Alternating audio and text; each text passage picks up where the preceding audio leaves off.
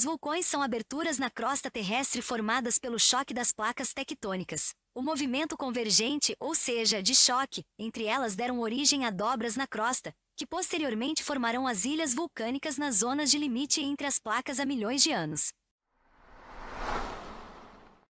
A lava é o nome que se dá ao magma após ele ser expelido. Ela é composta por minerais e metais, como ferro e magnésio, que encontram-se no manto terrestre. A lava pode alcançar temperaturas próximas a 1000 graus Celsius, e esse material faz parte da reciclagem interna natural do planeta. Além da lava e das cinzas, as erupções vulcânicas também são caracterizadas por expelirem cinzas e gases extremamente tóxicos. Enxofre, metano, monóxido e dióxido de carbono e ácido clorídrico são algumas das substâncias gasosas resultantes em uma erupção. Vulcanólogos são cientistas muito corajosos que estudam os vulcões e todos os fenômenos que envolvem o vulcanismo. São eles quem tentam prever quando ocorrerá uma erupção para dar tempo, por exemplo, de alertar e evacuar as áreas onde pessoas vivem nas proximidades dos vulcões. O vulcão ativo há mais tempo é o Yazur. Ele está localizado na ilha de Tana, em Vanuatu. Está em erupção constante há 111 anos. Durante esse período de mais de um século, os intervalos entre erupções foram curtos, muitas vezes variando entre 3 e 4 minutos. As erupções são leves. O maior vulcão do mundo em terras emersas é o Mauna Loa, com 4.169 metros de altura e 90 quilômetros de largura, localizado no Havaí. Sua última erupção foi registrada em 1984. O Mauna Loa é o maior em largura, pois o mais alto é o Ojos del Salado, no Atacama, Chile, com 6.893 metros. Existem aproximadamente 1.500 vulcões ativos em todo o planeta Terra. Sim, pois em outros planetas do Sistema Solar também existem vulcões. Anualmente em nosso planeta, cerca de 70 vulcões entram em erupção.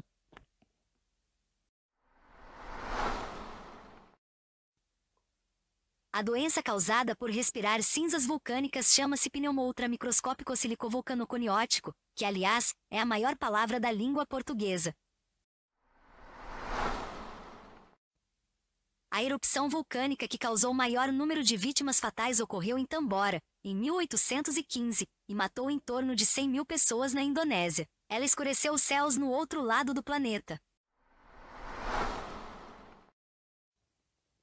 No Brasil tem vulcão? Como você já imaginava, não tem. Já existiu em eras geológicas distantes uma grande quantidade de vulcões no território que hoje conhecemos como Brasil. Entretanto, essas atividades cessaram, pois o nosso território encontra-se em uma área continental das placas tectônicas, isto é, ele está mais afastado da zona de encontro entre uma placa.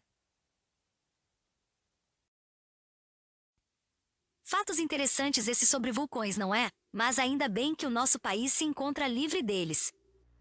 Fala, rapaziada, tudo tranquilo? Estamos aqui de volta para mais uma aula de geografia, né? Com foco nesse concurso da ESA. E hoje a gente vai falar na nossa aula 2 sobre a estrutura geológica do Brasil, certo? Então vamos lá. Vamos começar falando do relevo, né? O relevo brasileiro ele é formado principalmente, né, por bacia sedimentar e escudo cristalino. Isso é muito importante, aí vale uma anotação aí, porque geralmente todas as provas ele cai uma questão perguntando de como é formado o relevo brasileiro. Então você coloca aí, é principalmente, né, formado por bacia sedimentar, que é a sua maior parte, né, dá 64% do território brasileiro é formado por bacia sedimentar, e escudo cristalino, né, que sobrou aí 36% do território. Por isso, o território brasileiro ele é caracterizado, né, por áreas de média e baixa altitude, né, já que não tem dobramentos, né, modernos, né, uma vez que o nosso território ele está no meio de uma placa tectônica, né, então não existe um encontro de placa para poder formar ali um dobramento mais antigo, né, por conta de choque de duas placas tectônicas. Vamos falar um pouquinho sobre esses dois tipos aí de formação do nosso relevo, né? Vamos começar aí pelos maciços antigos, né, ou chamados rudo-cristalinos, né? Se você observar aí, é uma formação rica em minerais metálicos, né? E é encontrado geralmente no quadrilátero ferrífero de Minas Gerais, na Serra dos Carajás, né? Lá no Pará, no maciço de Urucum, em Mato Grosso. Então são áreas que são ricas em minerais metálicos, né? Tem ouro, prata. As bacias sedimentares. Bom, as bacias sedimentares já são caracterizadas pela grande riqueza de combustíveis fósseis, né? Aí o que a gente encontra nas regiões das bacias sedimentares? Petróleo, gás, gás natural, né? O carvão mineral, né? E aqui no Brasil, a maior disponibilidade de petróleo ela está na região dali de Santos, na região costeira, né? Santos, Campos. Se você observar aqui, ó, o desenho aqui de uma bacia sedimentar, ela é formada por sedimentos, né? São camadas de sedimentos que foram se acumulando e aí é claro que entra o quê? Um material orgânico, né? Que gera o quê? O combustível fóssil. Por isso que nas bacias sedimentares, diferente lá do escudo cristalino, que é rochoso, ele tem formação de petróleo, gás natural, carvão mineral.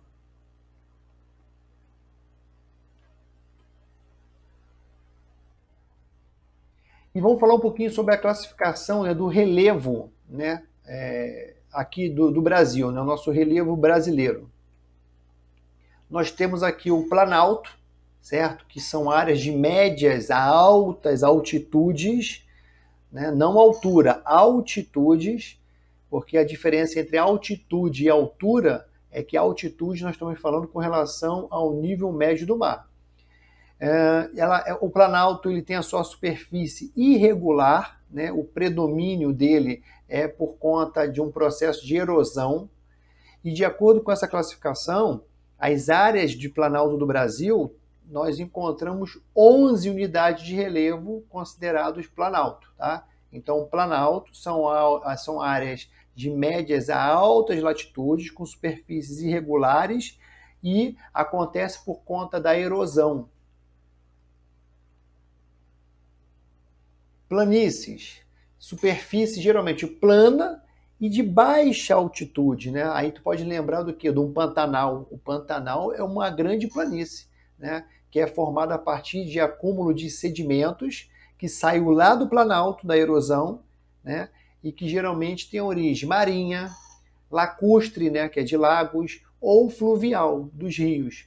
Né? E de acordo com a classificação de planícies, aqui no Brasil, nós possuímos 6 grandes áreas de planícies. Depressões. Olha a imagem aí da depressão. Aí, ó. São áreas formadas a partir do processo erosivo também, só que nas áreas de contato entre as bacias sedimentares, essa parte mais baixa, né, que é onde que tem um material menos resistente, e os maciços cristalinos, né, que são um material mais resistente, né, as rochas. Né? E nessa classificação, o Brasil possui 11 unidades de depressões. E outra coisa, hein? Quando a gente fala de depressão, existe 2 tipos de depressões. Tem a depressão relativa e a depressão absoluta. Qual é a diferença entre uma e outra? A depressão relativa é aquela depressão, né, que ela está acima do nível do mar. E a depressão absoluta, ela acontece abaixo da linha do nível médio do mar.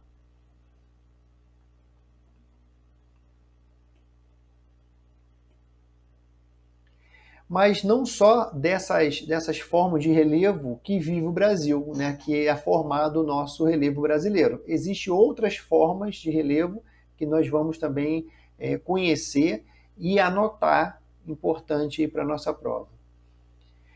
Além do planalto, da planície, das depressões, aqui no Brasil nós temos também escarpa. Né? E escarpa é um relevo que geralmente é localizado na borda do planalto. Olha a imagem aqui do planalto aqui embaixo. Né? E ele apresenta um declive muito acentuado. Né? E existem 2 tipos de escarpa. Existe a escarpa de falha, que é essa de cima aqui, que a origem dela é a partir do movimento tectônico, quando elas se encontram, né, das placas tectônicas se encontrando, e a escarpa de erosão, que é o que acontece aqui no Brasil, ó, que a origem dela é causada pela ação dos agentes externos de erosão. E quais são os agentes externos que causam erosão? A chuva, né, a água, o vento, né, o próprio ser humano, quando ele cava, ele é um agente erosivo, né, externo. Então observa aqui, ó, aqui no Brasil, né, nos planaltos, quando você vê acabou o planalto, caiu ali, é uma escarpa de erosão, diferente da escarpa de falha, que é por conta do movimento das placas tectônicas. Nós temos também aqui uma forma chamada cuesta, né, que é uma forma de relevo com a declividade suave. Observa aqui a imagem, uma declividade suave de um lado, né, e do outro lado uma declividade mais íngreme, né? E isso acontece por causa da ação dos agentes erosivos externos, né, água, o vento, né, sobre os dois tipos de rocha nesse local, onde que apresenta diferentes resistências. De um lado, do lado de cá, direito aqui, ele deve apresentar ali uma resistência menor, então a erosão é bem mais íngreme. E do outro lado, lá atrás, lá, a costa, ele tem uma declividade mais suave, então a resistência da rocha ali deve ser maior.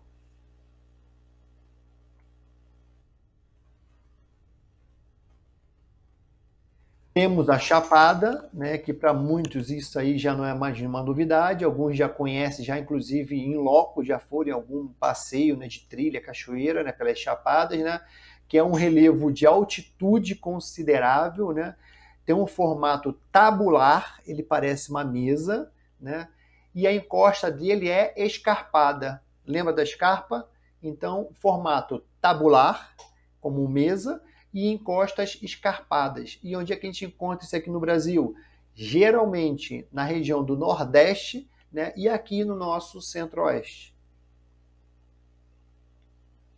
Temos o morro também, né, ou monte, né, que é um formato que corresponde a uma elevação do terreno, onde que o seu topo é arredondado. Aí eu coloquei essa imagem aqui, ó, que tem aqui o mar, e lá no horizonte tem um monte lá, que eu quis representar para vocês aqui, que é a imagem do Monte Pascoal, o primeiro monte que os portugueses, quando chegaram aqui no Brasil, em 1500, eles avistaram, né? Quando eles gritaram lá, terra à vista, o que eles viram lá do horizonte lá foi a pontinha do Monte Pascoal, que está bem lá no meio do continente.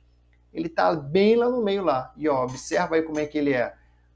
O topo dele é arredondado.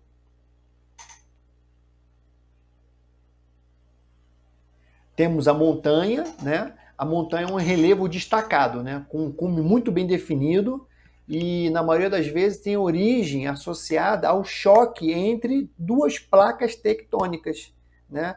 Por isso que muitas pessoas dizem que aqui no Brasil não existe montanha, existe no máximo um morro ou um monte, né? Só que já existe algumas literaturas que falam que montanha ela não tem origem só entre o choque de placas tectônicas. Ele também acontece de origem vulcânica, né? Tem um vulcanismo ali que gera também algumas montanhas. E por isso que no Brasil nós também temos montanhas, né? Que são acima de 300 metros. E a diferença entre morro e montanha também é a sua altitude, né? A sua altura. Uma tem 300 metros, o monte ou morro, e acima de 300 metros é considerado já montanha. E quando encontra um conjunto de montanhas, nós temos o nome de cordilheira, né? Aí no caso tem a Cordilheira dos Andes. Aqui no Brasil nós temos aqui o Pico da Neblina, e aqui ó, é a imagem do Pico da Neblina, e o nome dela é justamente porque ela passa a maior parte do tempo do ano coberto por neblina, e aí temos esse nome aí, e eu tive aí a oportunidade de trabalhar lá na base do Pico da Neblina, apoiando um pelotão especial de fronteira do Exército, né, que com certeza alguns dos senhores vão ter essa oportunidade de servir lá nesse pelotão, lá na nossa selva. Temos o Inselberg. Hinselberg é uma forma de relevo que é encontrada nas áreas de clima árido, né, ou semiárido, né, e ela é formada pela maior resistência que ela tem com relação à erosão, né, que trabalha no seu entorno, e aquele tipo, aquela rocha, aquela formação, ela tem uma resistência maior, então o seu redor vai se degradando, né, e ela vai formando esse relevo, né, diferenciado, né. Aí até eu lembrei de um filme que eu assisti, que é Contatos Imediatos de Terceiro Grau, né, que mostra uma ficção, né, de umas espaçonaves extraterrestres chegando, e eles usam essas formações aí como base, né. Aí eu vendo essa imagem aí me remeteu ao filme. Então, pessoal, hoje foi rápido e rasteiro, tá? Então, hoje foi só para falar para vocês um pouquinho sobre a nossa estrutura geológica do Brasil, né? Vou colocar também aqui no AVA uma nota de aula para poder você dar uma lida. Também cabe a vocês também a dar uma pesquisada em outras literaturas falando sobre as nossas formações geológicas aqui do Brasil, tá ok? Então, um bom estudo para vocês, um abraço aí e até a próxima.